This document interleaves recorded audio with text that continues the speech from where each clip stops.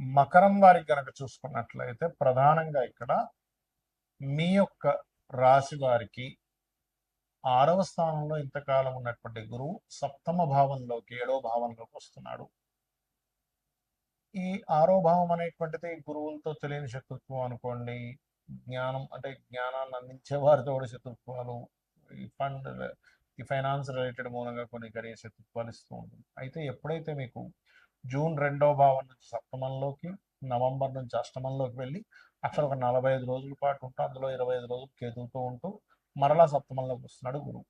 దీనివల్ల మీకు కలిగేటువంటి ఫలితాలు ఏమిటి, ఏ దేవత ఆరాధన చేయాలి, ఎటువంటి విషయాల పట్ల మీరు జాగ్రత్త వహించాలి అనేటువంటి అంశాలు చెప్తుంది నేనైనప్పటికీ చెప్పిస్తుంది సాక్షాత్ లలిత అమ్మవారిగా భావిస్తూ ఆ లలితాంబిక అమ్మవారి యొక్క అనుగ్రహం మీకు పరిపూర్ణంగా కలగాలని మనస్ఫూర్తిగా కోరుకుంటూ ఇక్కడ గమనించినట్లయితే ఈ గురువు సప్తమంలో ఉంటూ లగ్నాన్ని, లాభస్థానాన్ని, 3వ భావాన్ని వీక్షిస్తున్నాడు.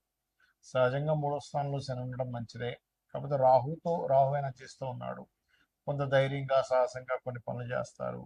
కొన్ని మిస్అండర్స్టాండింగ్స్ అనేవి తగ్గడం జరుగుతుంది దానివల్ల. ఈ గురువు యొక్క దృష్టి సప్తమంలోకి వచ్చి చూడడం వల్ల. అలాగే గురు బలము పెరుగుతుంది. చూడండి, గురుబలం ఉందండి అంటూ ఉంటాం. ఎప్పుడు వస్తుంది?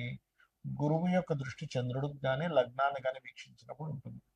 కాబట్టి గురుబలం పెరుగుతుంది మకరం వారికి. వ్యాపారంలో కొన్ని లాభాలు కూడా పెరుగుతాయి.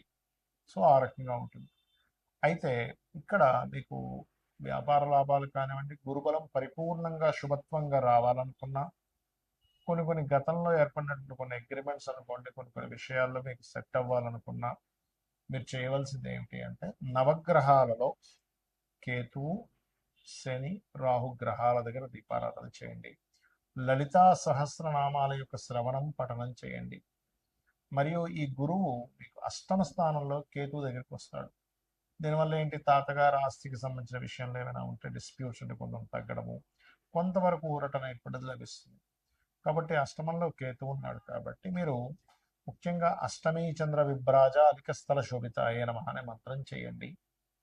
ఖచ్చితంగా మీకు బాగుంటుంది. మరియు గోవులకు కాస్త బెల్లము, గ్రాసము, 4 ఉండలు బెల్లం చేసి తినిపించడము, ఇవి చేయండి. అన్ని విధాలా మీకు బాగుంటుంది. మనకి ఈ గురువు మార్పు మూలంగా పోయిన సంవత్సరం చూడండి 3 రాసులు మారాడని చెప్పుకున్నాం. వృషభము, మిథునము, కర్కాటకంలోకి వచ్చి మళ్ళీ మిథునంలోకి వెళ్ళిపోయాడు. ఈ సంవత్సరం కూడా ఈ పరాభావనామ సంవత్సరంలో కూడా గురువు మిథునము, కర్కాటకము, సింహం. కాబట్టి ఏమిటిది, ఎప్పుడైనా ఇలా మారినప్పుడు ఏమవుతుందంటే మీరు గమనించండి. కావాలంటే రకరకాల రాష్ట్రాల నుంచి ప్రజలు మార్పులు చెందడం, రకరకాల దేశాల నుంచి మైగ్రేట్ అవ్వడం జరుగుతూ ఉంటుంది. Point number 1. రెండవది నష్టము, జీవ నష్టము అని చెప్తారు. మేధిని జ్యోతిష్యం అని ఒకటి ఉంటుంది, ముండేన ఆస్ట్రాలజీ. అదేంటంటే పర్సనల్ చార్ట్ కాకుండా దేశాల మీద ప్రభావం చూపిస్తూ ఉంటుంది. అలాగే గురువు ఎప్పుడైతే కర్కాటకంలోకి వెళ్ళాడో వాహన ప్రమాదాలు, నీటి ద్వారా వచ్చే ప్రమాదాలు, నీటి నుంచి వచ్చే వైరస్లు పెరుగుతాయి. కాబట్టి మీరు ఖచ్చితంగా కాస్త మీరు నీరు తాగేటప్పుడు కాచి చల్లార్చిన నీరు తాగండి. ఎందుకంటే అలాగా గురువు మంచి స్థానంలోకి వెళ్తున్నాడు కదా, ఉచ్చ స్థానంలోకి వెళ్తున్నాడు కదా అనిపించవచ్చు. ఇక్కడ ఏంటంటే ఆ గురువు స్వరూపం ఎలా ఉందో చూడాలి. ఇప్పుడు చూడండి, మంచివాడే, మన ఇంట్లో పిల్లడే, వాడిని తీసుకెళ్ళి కౌంటర్లో కూర్చోబెట్టాడు ఒక తండ్రి. వాడి బుద్ధి సరిగ్గా లేదు, వ్యసనాలకు గురయ్యాడు కూడా. కౌంటర్లో ఉన్న 100, 200, 500 పక్కకు వేసుకుంటాడు. కానీ వాళ్ళ దగ్గర వర్క్ చేసే వర్కరే, కానీ అలాంటి బుద్ధి లేదనుకోండి, అలాంటి వ్యక్తి అయ్యో నేను సార్కి అట్లా నేను అన్యాయం చేస్తానని న్యాయంగా ఉంటాడు. అంటే ఏంటి, ఆ స్వరూపం మారితే ఆ ప్రభావం ఉంటుంది. కాబట్టి ఖచ్చితంగా ఇక్కడ నీటి సంబంధంగా, వైరస్ల సంబంధంగా పెరగనుంది. ఇది ఖచ్చితంగా. రెండవది, ఇప్పుడు చూడండి, యుద్ధాలన్నీ సమసిపోయినట్టుగా కూల్ అయిపోయాయి, ఏమీ లేదనుకుంటున్నాను. కానీ కుజుడు ఎప్పుడైతే మీకు మేషంలో వచ్చాడో, ఇప్పుడు ప్రజెంట్ రాబోతున్నాడో, దీని ఫలితం ఏమిటంటే మరలా మీకు ఈ మే 11వ తేదీ నుంచి మారుతున్నాడు. కాబట్టి ఖచ్చితంగా యుద్ధ సంబంధించినటువంటిది పెరగనుంది. అది చైనా కావచ్చు, ఇంకోటి కావచ్చు, మళ్ళా మీకు ఆ యుద్ధ సంబంధించిన ప్రభావం ఖచ్చితంగా పెరుగుతుంది. నేను గతంలో కూడా చెప్పాను, ఈ శని కుజులు కలిసి ఉండడమే కాదు, కుజుడు మేషంలోకి వచ్చినా కూడా జరుగుతాయని. అది అలా ఉంది. అదేవిధంగా కాస్త ఎండలు, విపరీతమైన ఎండలు పెరగడం, విపరీతమైన వర్షాలు పడడం, ఇటువంటివన్నీ కూడా ఇస్తారు. అందుకే చూడండి, మనకి మొన్న ఈ మధ్య కూడా చాలా మంది మోడీ గారు ఏంటి బంగారం కొనొద్దన్నారు, విదేశాలకు వెళ్ళొద్దన్నారు, డీజిల్ జాగ్రత్త వాడుకోమన్నారు. ఎందుకు అంటే చూడండి, ఎప్పుడైనా కానీ యుద్ధాలు వచ్చినప్పుడు బంగారం విపరీతంగా పెరుగుతుంది, కానీ సడన్గా తగ్గిపోతుంది కూడా. దీనివల్ల ఏమవుతుంది, ఆర్థిక వ్యవస్థ పాడైపోతుంది.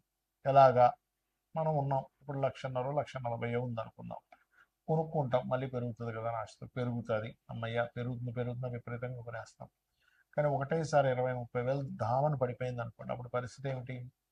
₹1,00,000 పెట్టి కొన్నటువంటి బంగారం మీద 30 లక్షలు నష్టం వచ్చింది అనుకుందాం. అప్పుడేంటి, 20-30 లక్షలు పోతే మామూలు విషయం కాదుగా. అలా ప్రతి ఒక్కరి జీవితంలో కొన్ని లక్షల రూపాయలు పోతే దేశవ్యాప్తంగా, ప్రపంచవ్యాప్తంగా ఏమవుతుంది, అది కొన్ని వేల లక్షల కోట్లు రాత్రి రాత్రి ఆవిరైపోతాయి. ఆ భావనతో ఒకటి. రెండవది, ఇక్కడ గురువు ఎప్పుడైతే కర్కాటకంలోకి ఎంటర్ అవుతాడో దొంగ బంగారం పెరుగుతూ ఉంటుంది. అంటే నిజంగా ఒరిజినల్ బంగారం ఉండదు, బంగారం లాగే కనిపిస్తుంది, అలాంటివి కొనుక్కుంటారు. ఎప్పుడు కూడా డిమాండ్ పెరిగిపోతున్నప్పుడు, రేట్లు పెరిగిపోతున్నప్పుడు డూప్లికేట్ తయారవుతుంటాయి. సో ఈ డూప్లికేట్ బంగారం వచ్చే ఛాన్స్ ఉంటుంది. కాబట్టి నాణ్యత సరైన దాంట్లో ఇక్కడ ఇక్కడ ఇప్పుడు ఎలా అంటే మనకి పెళ్ళిళ్ళు ఉంటాయి, బంగారం కొనుక్కోకుండా ఉండలేక సంవత్సరం పాటు పెళ్ళికి పెట్టాలి, కూతురుకో కొడుక్కో మనవడికో ఇంకోటి ఏదో ఫంక్షన్ అన్న. అప్పుడు ఏం చేయాలి, ఇది ఖచ్చితంగా మంచిదే, ఈ షాప్లో మనకి ఇబ్బంది ఉండదు అనుకునే నిర్ధారణ చేసుకుని వెళ్ళండి. ఇది చాలా చాలా చాలా ఇబ్బందిని ఇవ్వాలండి. కర్కాటకంలోకి గురువు ప్రవేశం అనేటువంటిది వాహన ప్రమాదాలు, నీటి ప్రమాదాలు, నీటిలో ఉండేటువంటి నీటి ద్వారా వెళ్ళేటువంటి వాహనాల ద్వారా, లేకపోతే నీరు ద్వారా వచ్చేటువంటి ఇబ్బందులు, లేకపోతే అకాలంగా సడన్గా వచ్చే వర్షాల వల్ల కొంత రైతులకు ఇబ్బంది ఉంది. కాబట్టి వర్ష సంబంధమైన దాన్ని అర్థం చేసుకుంటూ పాటించుకుంటూ కాస్త రైతులు ఉండాలి, గుర్తుపెట్టుకోండి. అలాగే ఇక్కడ మరొక విషయం ఏంటంటే, దీని యొక్క ప్రభావం 45 రోజుల పాటు ఎక్కువగా ఉంటుంది, ఈ కుజుడు యొక్క ప్రభావం. ఎందుకంటే గురువు కర్కాటకంలోకి మారాడు, కుజుడు ఓన్ హౌస్లోకి వచ్చేసాడు. కుజుడు దృష్టి కర్కాటకంలో ఉండే గురువు మీద ఉంటుంది. కాబట్టి ఏంటి, ఈ వాహనాలు అధిక వేగం మీద వెళ్ళడం అనేది తగ్గించండి. నీటి ప్రదేశాల్లో కొన్నిసార్లు వర్షం పడితే విపరీతంగా వర్షం ఉంటుంది, నడుచుకుంటూ వెళ్తే టక్కన మ్యాన్ హోల్లో పడిపోతుంది, ఇలాంటివి ఉంటాయి, డేంజర్స్ ఉంటాయి. నీటి మూలంగా వచ్చే ప్రమాదాలు, నీటి మూలంగా వచ్చే వైరస్లు, నీటి మూలంగా వచ్చేటువంటి ఇబ్బందులు ఉన్నాయి. కాబట్టి ఈ విషయంలో కాస్త జాగ్రత్త ఖచ్చితంగా వహించండి, గుర్తుపెట్టుకోండి. ఇక అదేవిధంగా మీరు ఎప్పుడూ కూడా ఏ గ్రహం మారినా కూడా మీ పర్సనల్ చార్ట్, అంటే మీరు జన్మించినప్పుడు ఉండేటువంటి గ్రహాలని ఈ మారిన గ్రహం పాజిటివ్గా ట్రిగర్ చేస్తుందా, నెగటివ్గా ట్రిగర్ చేస్తుందా అనేది తెలుసుకోగలగాలి.